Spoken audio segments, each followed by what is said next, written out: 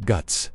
Guts es uno de los personajes más trágicos de la ficción. Nació de la peor manera posible, rescatado de debajo del cadáver de su madre. Sin duda, un recibimiento poco alentador. De niño fue criado por mercenarios que no lo trataban bien. Su tutor Gambino abusaba de él, aun cuando Guts finalmente se rebeló y mató a Gambino, terminó siendo perseguido como un criminal. Y todo esto ocurrió antes de que cumpliera 15 años. Más tarde, se unió a la Banda del Halcón, un grupo de mercenarios liderado por Griffith. Por primera vez, Guts encontró amigos y una causa. Pero el sueño de Griffith era tan ambicioso que lo arruinó todo. Cuando su plan fracasó, traicionó a todo su equipo para convertirse en un señor demonio. Guts vio cómo sus amigos eran masacrados. Perdió un ojo y un brazo intentando salvarlos. Y, por si fuera poco, se vio obligado a presenciar cómo Griffith, ahora un demonio, agredía a Casca, la mujer que amaba. Vaya reunión familiar que salió mal. Después de eso, Guts queda marcado con una señal que hace que los demonios lo persigan sin cesar. Así que se construye un cañón por brazo, empuña una espada más grande que él y decide que blandir espadas gigantes es mejor que la terapia. Tiene un pequeño grupo de personas que lo acompañan en el infierno: Isidro, Serpico, Farnese y Shirka.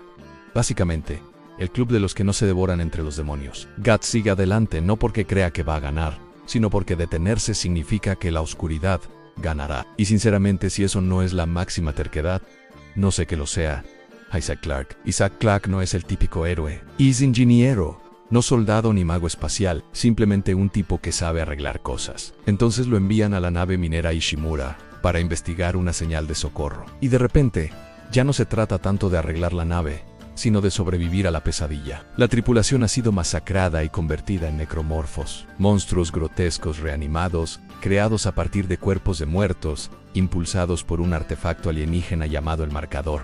Estas criaturas no solo quieren matar, quieren destrozarte miembro a miembro, pero no se trata solo de los monstruos. La señal del Marcador perturba la mente de Isaac, provocándole alucinaciones y pesadillas aterradoras. Ve personas que no están allí, revive sus peores miedos y lucha por conservar la cordura mientras la nave se desmorona a su alrededor. Es una guerra mental que se suma a la física. Isaac también está atormentado por visiones de su novia Nicole, quien formaba parte de la tripulación del Ishimura. Pero la verdad es mucho peor. Nicole está muerta. La influencia del Marcador distorsiona sus recuerdos, atrapándolo en un ciclo de dolor y negación que alimenta su desesperada esperanza de encontrarla con vida. Isaac no es un soldado, no tiene superfuerza ni poderes extraordinarios. Lo que tiene es coraje, determinación y la desesperada esperanza de que, si sigue moviéndose y luchando, tal vez pueda sobrevivir. Si crees que tu trabajo es estresante, imagina reparar una nave espacial llena de monstruos que intentan destrozarte en Hulk. El Hulk de Thanos, Wins, no es la típica máquina de destrucción impulsada por la ira. Es un monstruo roto y derrotado, atrapado en un mundo donde Thanos ya ganó. Después de que Thanos aniquila casi toda la vida en el universo, Hulk se retira al subsuelo. Bruce Banner prácticamente ha desaparecido. Hulk lo ha poseído por completo, dejando tras de sí solo una sombra fragmentada del hombre. Está marcado por las cicatrices, atormentado y deseando morir. Cuando Thanos conquista la Tierra, no solo mata a sus héroes, sino que los humilla. Captura a Hulk y lo obliga a comerse al Capitán América. Literalmente a Hulk se lo come. Para cuando lo vemos en Thanos Wins, Bruce Banner ya no controla el cuerpo. Hulk es todo lo que queda. En lugar de misericordia, Thanos le da a Hulk un collar que lo convierte en un feroz sicario que vive en un foso y solo sale cuando lo invocan. Thanos suele referirse a él como un perro guardián.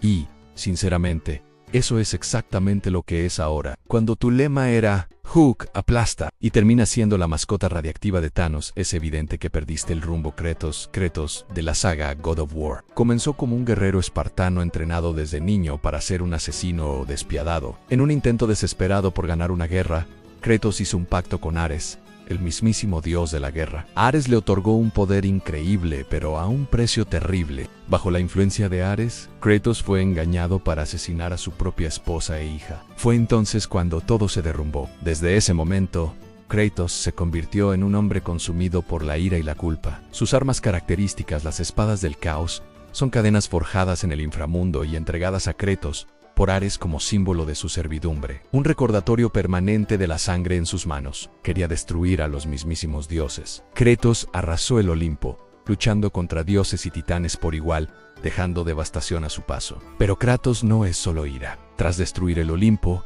Intenta dejar atrás su pasado y empezar de cero. Se muda a Midgard y se convierte en padre de Atreus, intentando enseñarle a ser mejor que él.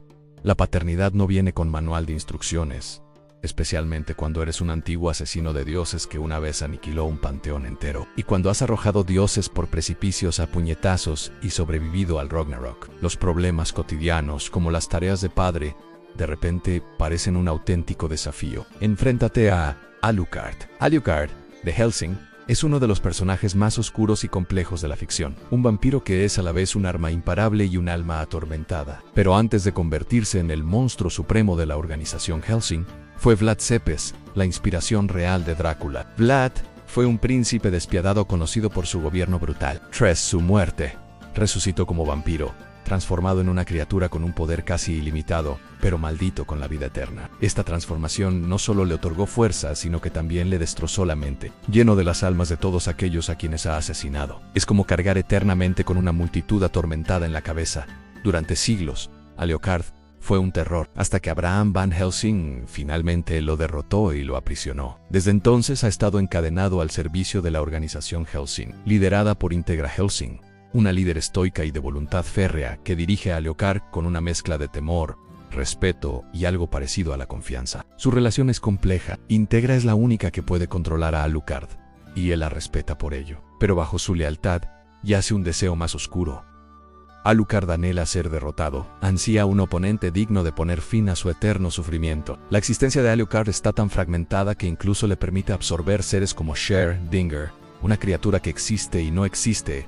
Simultáneamente en Sher, Dinger fue absorbido por Alucard, fusionándose con su ser. Cuando Sher Dinger fue borrado, Alucard también se perdió brevemente a sí mismo, revelando lo frágil y delicada que es realmente su existencia.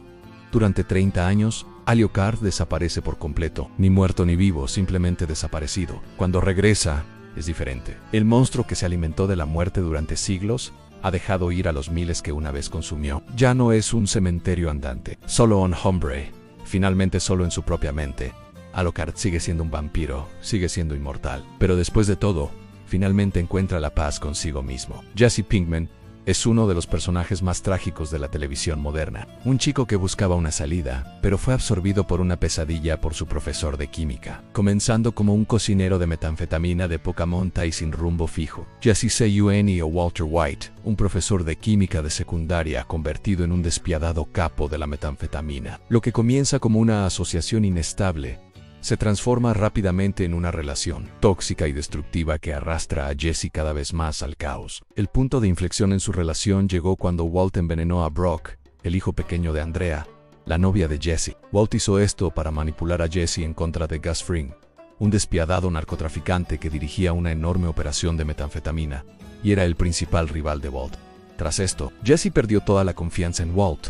Fue secuestrado por una violenta banda supremacista blanca liderada por Jack Welker. No solo lo mantuvieron cautivo, sino que lo encadenaron, lo golpearon y lo obligaron a cocinar metanfetamina en una jaula como si fuera un animal. Jesse incluso intentó escapar, pero la banda asesinó a Andrea para asegurarse de que no volviera a intentarlo. Sufrió pérdidas devastadoras, despertó indefenso y vio morir a su exnovia Jane por una sobredosis, un suceso que lo atormentó para siempre. Se vio obligado a asesinar a Gail, una aliada cercana, lo que le dejó una cicatriz permanente en la conciencia. Pero, en cierto modo, logró un final feliz. Al final, Walt apareció para rescatarlo de la banda. Walt mató a la mayoría de los miembros de la banda durante el rescate, lo que permitió a Jesse escapar y comenzar una nueva vida en Alaska. Itachi Uchiha es uno de los personajes más trágicos del anime. Nacido en el clan Uchiha, una de las familias más poderosas pero también la más odiada de Konoha, Itachi se vio atrapado entre dos mundos. Por un lado, su clan planeaba derrocar a la aldea.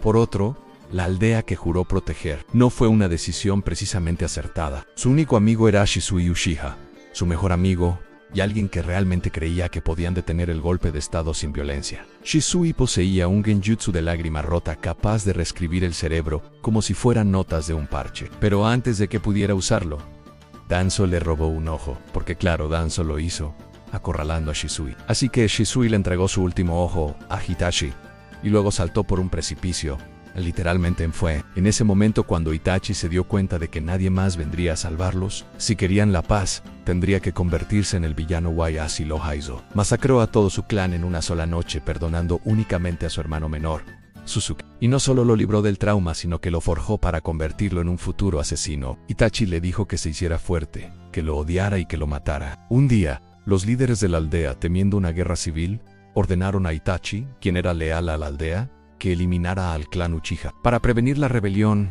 y proteger la estabilidad de la aldea. Itachi amaba profundamente a su hermano Sasuke. Al eliminar él mismo al clan, perdonar a Suzuki y hacerse pasar por el villano, Itachi esperaba proteger a Sasuke y fortalecerlo lo suficiente para sobrevivir y, finalmente, descubrir la verdad. Se unió a Akatsuki no por su estilo, sino para vigilar sus planes desde dentro. Cuando resucitó durante la Cuarta Gran Guerra Ninja, aprovechó la oportunidad para arreglarlo todo.